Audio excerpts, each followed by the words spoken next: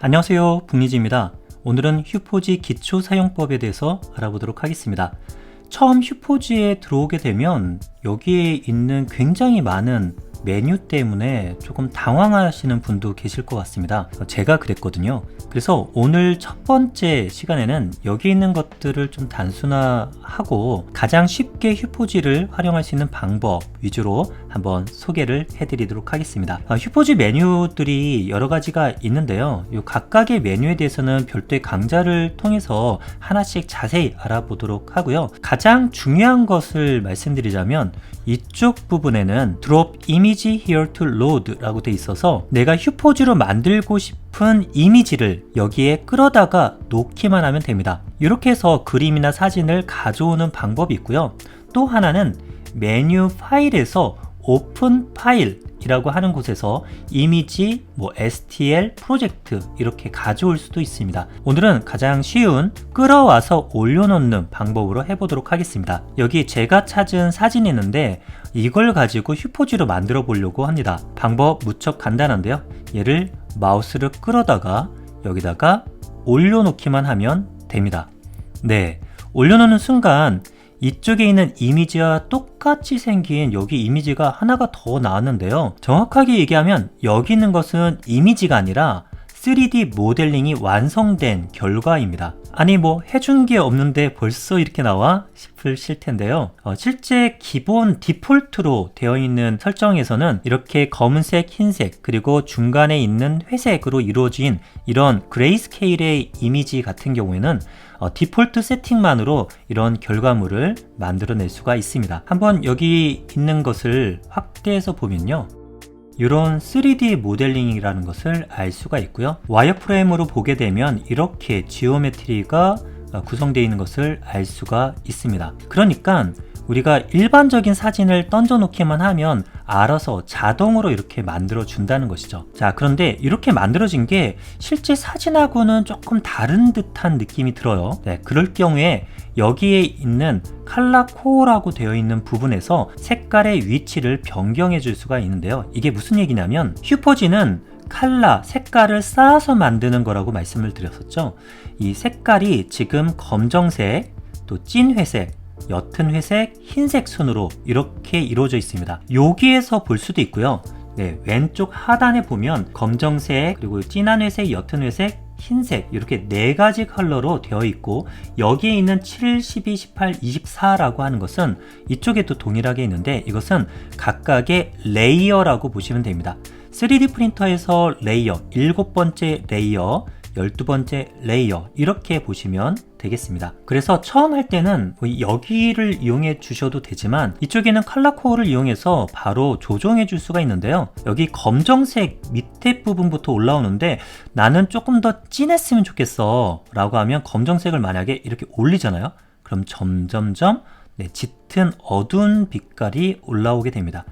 검정 레이어를 더 많이 쌓았기 때문에 더 짙게 보이는 거죠. 네.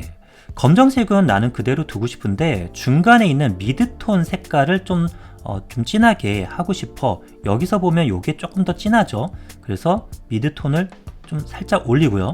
그리고 중간에 옅은 색깔도 살짝 이렇게 올리면 어떤가요? 네, 앞에서보다는 조금 더 비슷해졌죠? 네, 이렇게 조정해 가면서 내가 원하는 형태로 만드시는 겁니다. 그런데 내가 여기에 있는 이런 회색 그레이스케일로 되어 있는 것도 좋지만 톤을 좀 바꾸고 싶어요. 그럴 때는 이쪽에 검정색과 흰색은 사실 모든 휴포지에는 검정색, 흰색이 가장 베이스가 되거든요. 흰색의 밝은 부분 그리고 검정색의 그림자라든지 어두운 부분은 거의 필수로 들어간다고 보시면 됩니다. 그렇기 때문에 톤이라든지 색감 이런 전체적인 것을 변화시켜 주기 위해서는 가운데 있는 이 두 가지 색깔들을 변경시켜 주면 되는데요. 바로 위쪽에 있는 여기가 필라멘트를 선택해 줄 수 있는 곳입니다. 여러 가지 필라멘트가 있습니다. 그런데 여기서 쉽게 찾으려면 필터 부분에다가 저는 갈색 톤으로 하기 때문에 브라운이라고 한번 검색을 해 보겠습니다. 네, 철자가 틀렸네요. 브라운. 브라운으로 하게 되면 이렇게 갈색에 해당하는 필라멘트만 선택을 해주게 됩니다. 그러면 저는 여기서 선택을 한번 해보겠는데요. 벤블의 베이직 브라운이라고 되어 있는데 여기에 있는 필라멘트 요 사각형 색깔을 클릭한 다음에 드래그해서 쭉 끌어오면 여기 끌어와지는 게 보이죠? 그것을 어디다가 이쪽에 찐 회색으로 되어 있는 여기 위에다가 올려놓습니다. 그리고 손가락을 놓는 순간 이쪽에도 바로 갈색으로 변하고요. 그리고 여기 보시면 갈색으로 확실하게 전체적인 톤이 바뀐 걸 볼 수가 있죠. 그리고 같은 방법으로 여기에 있는 회색 대신에 이쪽 두 번째 조금 옅은 브라운 색깔을 끌어다가 여기다가 올려 놓습니다. 자, 그러면 처음에는 이쪽 사진하고 동일했었는데 이렇게 색깔만 바꾸고 나서도 전체적인 분위기가 달라진 걸 볼 수가 있습니다.